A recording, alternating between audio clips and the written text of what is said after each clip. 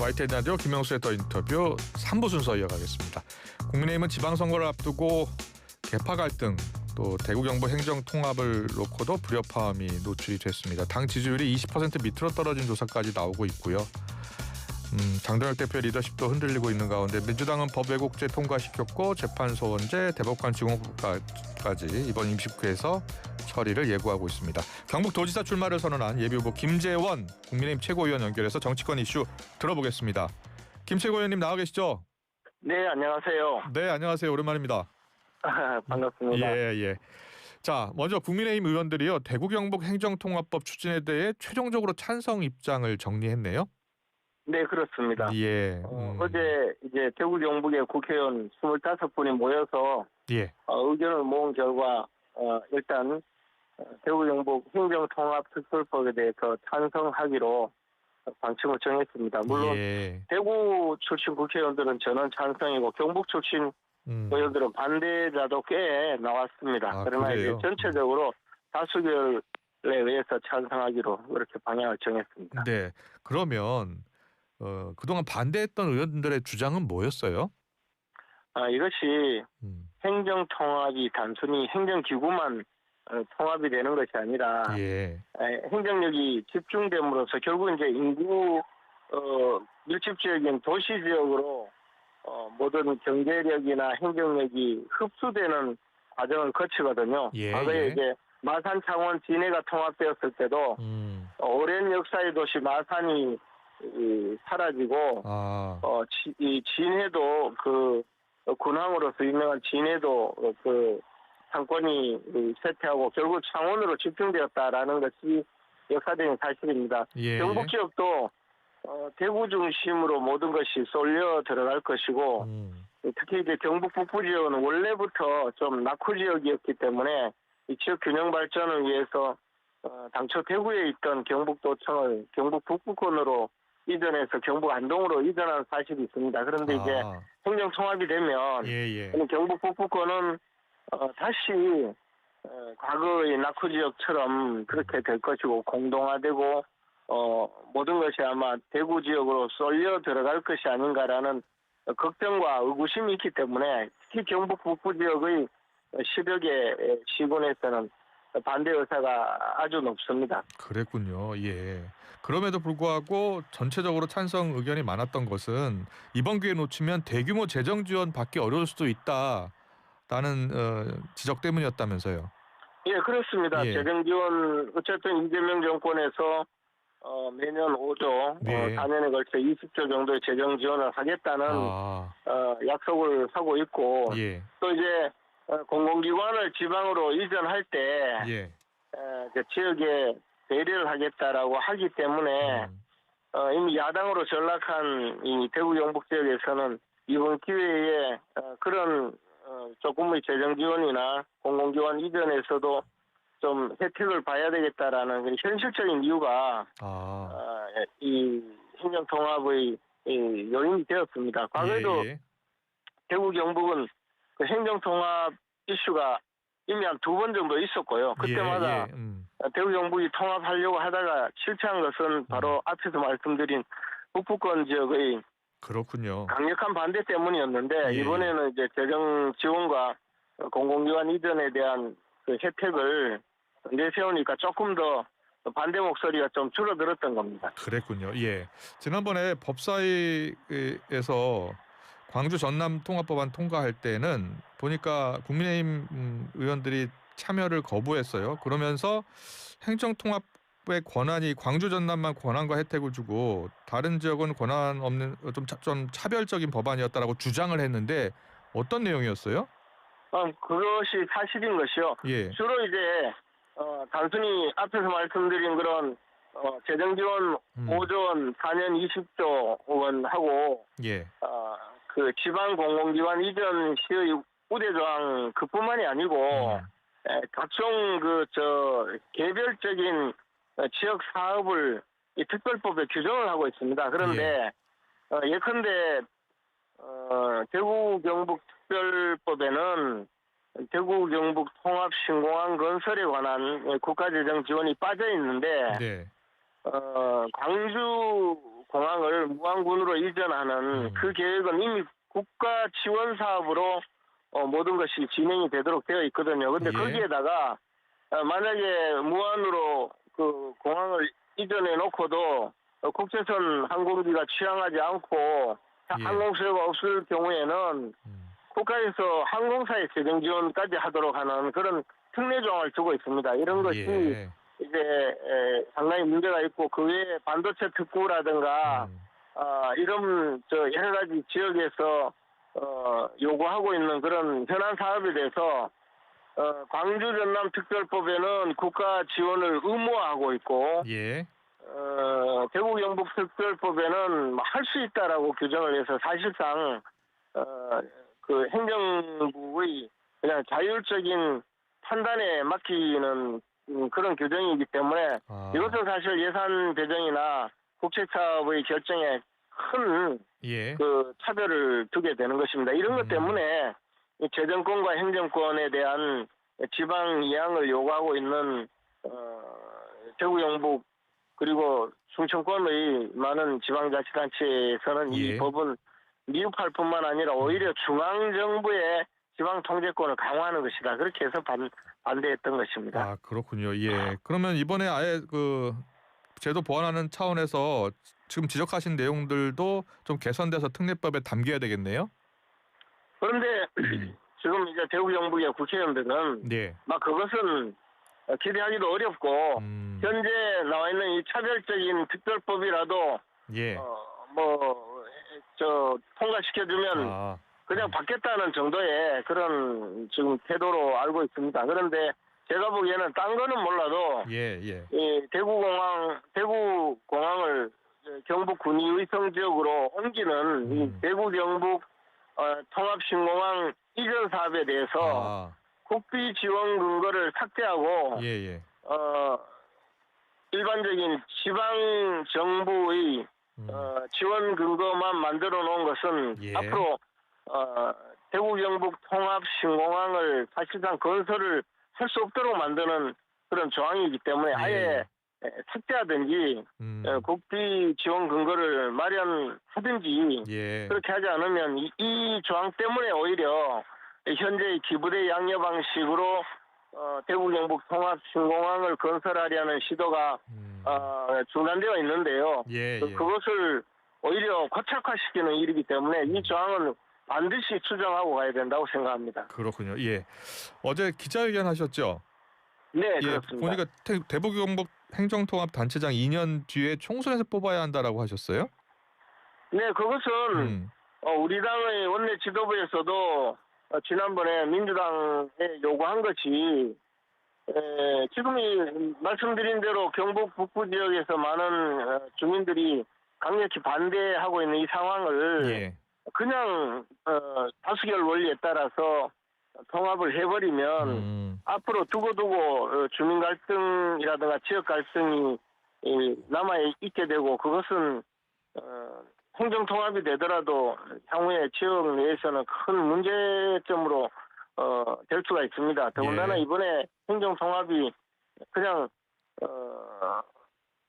기초의회나 광역의회까지도 제대로 그 의견을 수렴하지 않고 진행되는 바람에 여러 가지 문제가 많았습니다. 그래서 가장 중요한 것은 결국 주민들이 이런 행정통합을 수긍하도록 하는 것인데 그러면 최소한 주민투표라도 하는 것이 바람직하다라는 것이 저의 처음부터의 주장이었습니다. 그래서 이번에 만약에 행정통합을 정말 제대로 하려면 이번 그 지방선거에서 우선 주민 투표를 해서 주민들의 찬성을 받아서 그렇게 해서 2년 동안 여러 가지 준비를 하고 그 다음에 총선에서 통합 단체장을 뽑으면 된다는 그런 의미였습니다. 지금 대구 경북 행정통합에 부수적인 여러 가지 문제가 있는데요. 예컨대 통합 청사를 어디에 둘 것인가 하는 문제부터 시군의 재정권은 어느 정도로 둘 것인가 하는 문제가 전혀 해결되지 않고 그냥 진행이 되고 있습니다. 그래서 이 문제 제기를 하면 선통합 후협이다. 일단 통합부터 해놓고 나중에 결정하자 이런 주장을 하고 있는데 그것이 가져올 그 향후의 지역 갈등 문제는 굉장히 심각한 것이기 때문에 예. 한 2년 정도 준비하고 나서 통합하는 것이 바람직하다는 그런 제 생각이었습니다. 그런데 예. 그런 주장을 해도 지금 뭐 수용이 되지 않고 특별법을 통과시키려 하는 그런 상황이기 때문에 뭐 하다못해 공청회라도 좀 하고 예. 진행하는 것이 좋았다는 생각이 듭니다. 그러나 예. 지금은 사실 그런 내용 자체가 현실성이 좀 없게 되었습니다. 네, 그렇네요. 알겠습니다. 잘 들었고요. 자, 지방선거 이야기 바로 해보겠습니다. 지금 국민의힘 지지율 어제 나온 지지율 보니까 17%? 10%대로 떨어진 조사예요. 네.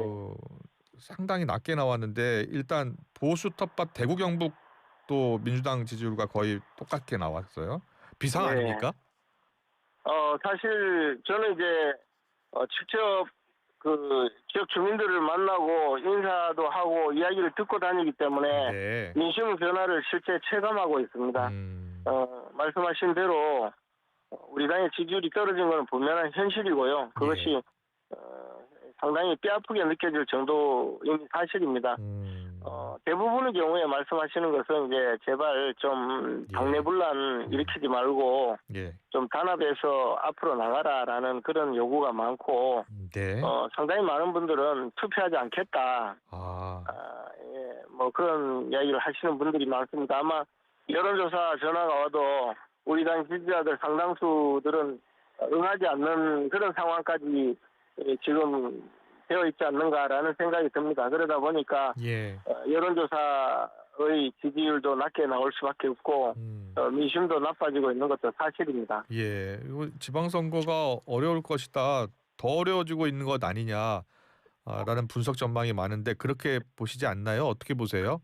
지금 현재는 틀림없이 지방선거에서 유권자들이 굉장히 우리 야당에 대해서 비판적인 입장을 갖고 있는 것이 사실입니다. 특히 제가 있는 경북 지역 또 대구 지역도 그런 분위기가 아주 팽배해 있습니다. 그래서 우리 입장에서는 유권자들의 따끔한 해초리를 아주 감사하면서 우리 스스로를 돌아보고 유권자들의 신뢰를 얻는 노력이 필요할 때입니다. 예.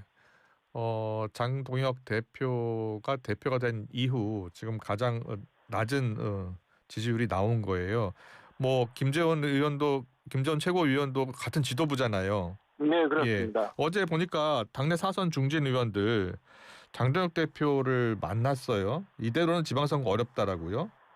그렇게 이야기를 했는데 장동혁 대표의 생각은 좀 다른가 봐요. 옆에 있으니까 잘 아실 거 아니에요. 예. 일단 그 민주당의 정청래 대표도 비슷한 입장인 것 같습니다. 즉 그 지방선거는 투표율이 낮기 때문에 우선 지지자들이 투표장으로 나오도록 하는 것만 해도 지방선거에서 상당히 성공을 거둘 수 있다는 생각이고 그것이 또 현실이기도 합니다. 그런데 지금 상황은 우리의 고정 지지층이 흔들리고 있다는 것이 문제이거든요. 그래서 고정 지지층이 흔들리고 있는 것이 문제이거든요.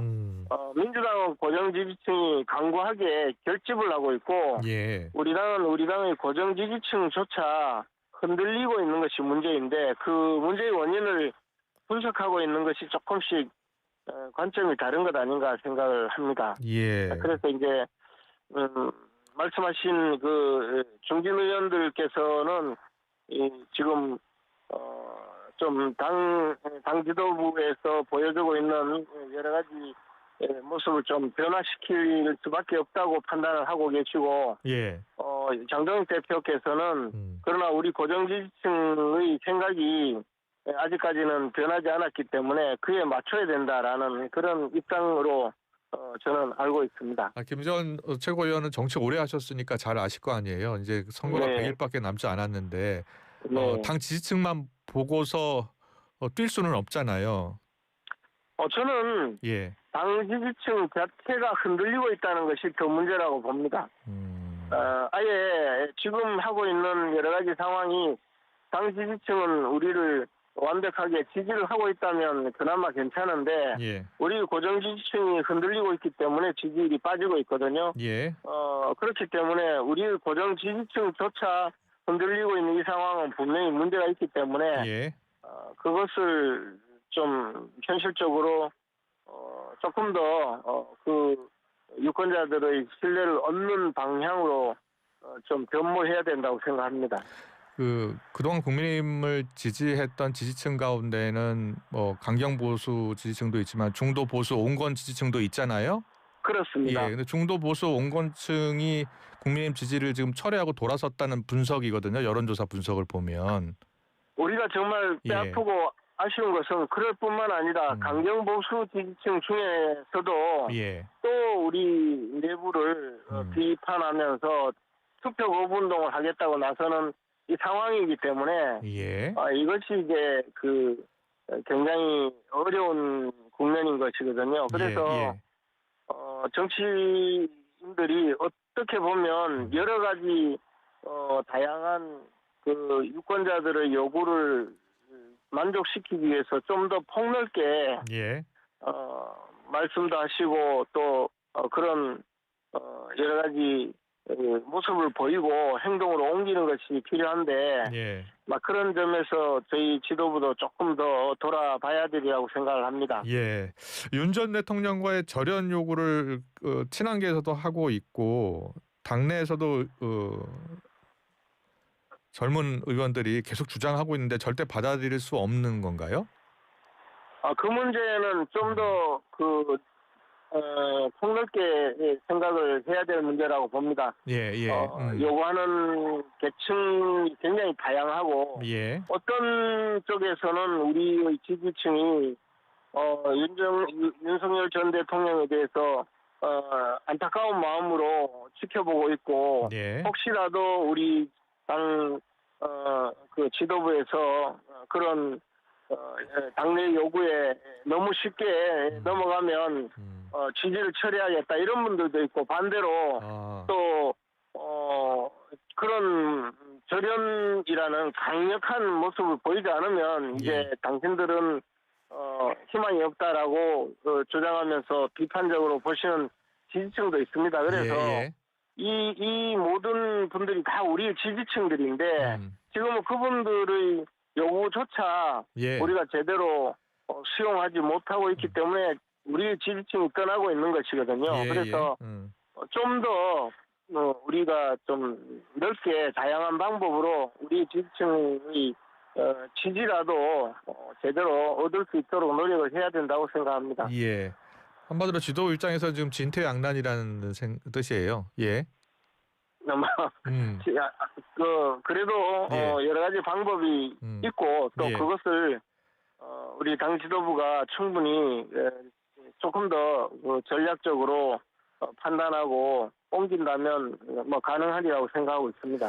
그리고 저 친한계 뭐 의원들도 있고 한동훈 전 대표도 있습니다만 당 지도부에서는 절대 함께 가기 어렵다라고 생각하는 거예요? 그렇지는 않습니다. 저 개인적으로 생각은 이른바 친한계 의원들은 다 우리 당의 그 소속 국회의원이자 뭐 우리 당의 자산이고요. 그분들이 우리 당에서 모두 배제해야 된다고 생각하지 않습니다. 다만 한동훈 전 대표의 경우에 윤리위원회에서 제명 처분을 받았기 때문에 어쨌든 지금 우리 당 소속이 아니고 우리가 이제 만약에 한동훈 전 대표와 관련된 문제는 별도로 처리해야 되겠지만 그렇다고 해서 이른바 친한계 의원들이 또 당 지도부에 대해서 다소 반대되는 의사 표현을 한다고 하더라도 그것만 가지고 같이 갈 수 없다거나 우리 당과 전혀 배치되는 인물들이라고 할 수는 없습니다. 어젠가요? 김석규 의원이 한동훈 전 대표 자숙하면서 백의종군하라 그리고 국민의힘 후보를 도와라라고 이야기했는데 여기에 대해서는 어떤 생각이세요?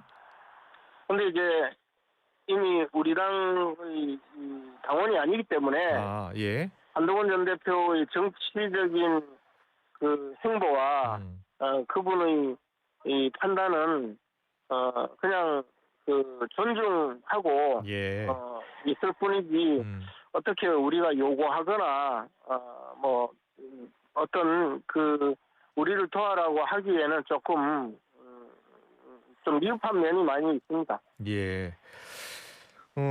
공천 이야기를 해보겠습니다. 지금 뭐 많은 여론조사에서 지방선거 가상대결 여론조사가 나오고 있는데 서울시장을 포함해서 국민의힘 소속 단체장들이 민주당 예비후보에 밀리는 조사가 잇따르고 있잖아요. 어떻게 보고 네. 계세요? 이것은 지금 현재 당 지지율이나 대통령의 국정수행 지지율이 예. 그 이미 나타나 있기 때문에 지금 현재는 어쩔 수 뭐 당연히 그렇게 나올 수밖에 없다고 생각을 합니다. 저희들이 이제 예.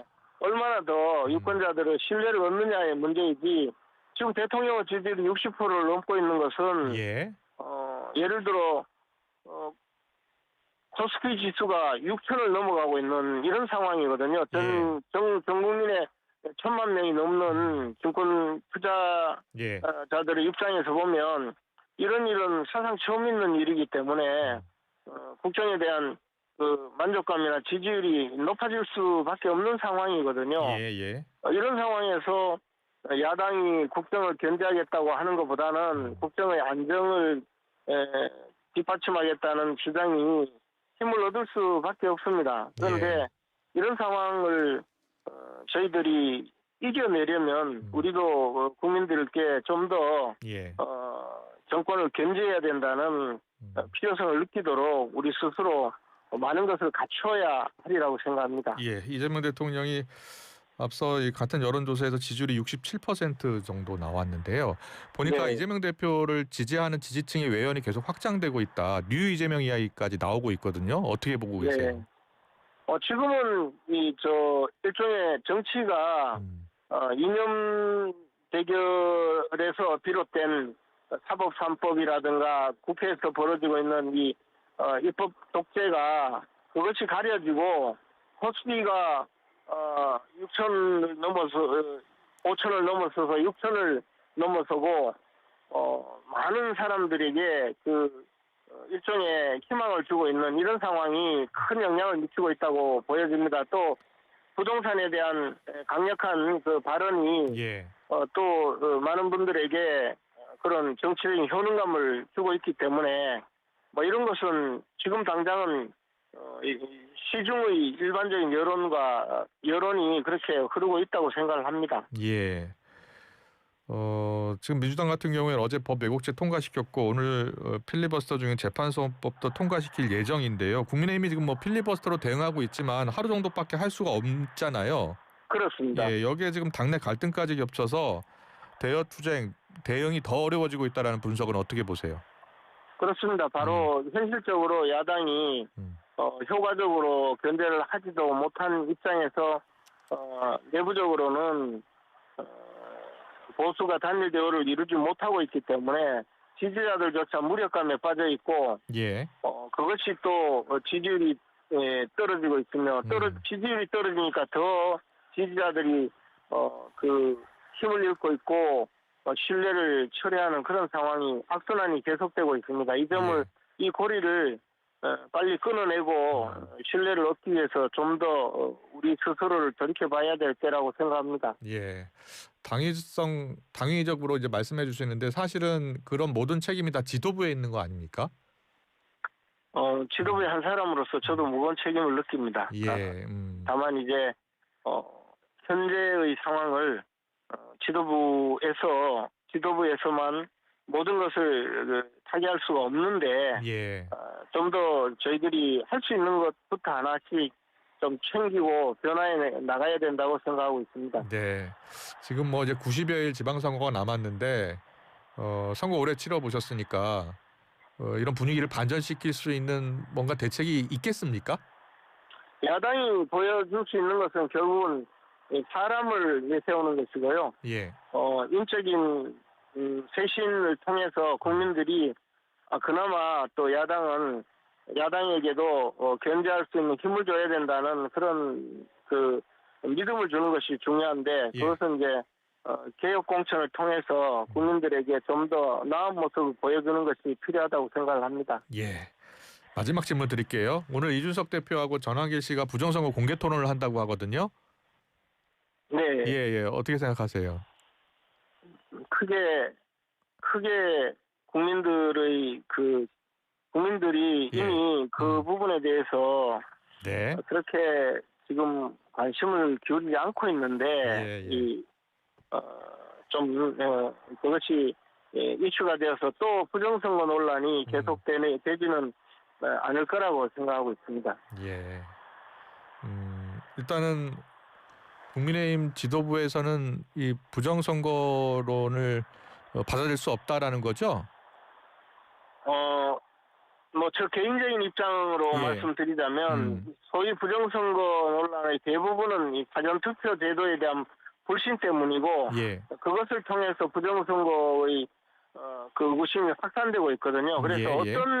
어떤 형태로든 이 사전투표 제도를 개선하거나 아예 폐지하거나 하는 그런 노력이 없다면 이 부정선거 논란이나 의구심은 계속될 것이고 예. 그것이 우리 민주주의의 근간을 흔들 가능성이 많습니다. 그래서 이것은 정치권에서 이제는 이 사전투표 제도에 대한 개혁과 그것을 통해서 국민들의 신뢰를 좀 더 얻는 방법으로 가는 것이 맞다고 생각을 합니다. 예. 아무리 말로 논리로 또는 더 나아가서 법률로서 이것을 통제하려고 해도 이 음모론은 계속 확산될 수밖에 없는 것이고 그것을 해결하는 길은 사전투표 제도를 아예 폐지하든가 국민들이 납득할 수준으로 개혁하는 것만이 필요하다고 생각을 합니다. 네, 오늘 이슈자 인터뷰 잘 들었습니다. 지금까지 국민의힘 김재원 최고위원과 함께했습니다. 고맙습니다. 네, 고맙습니다.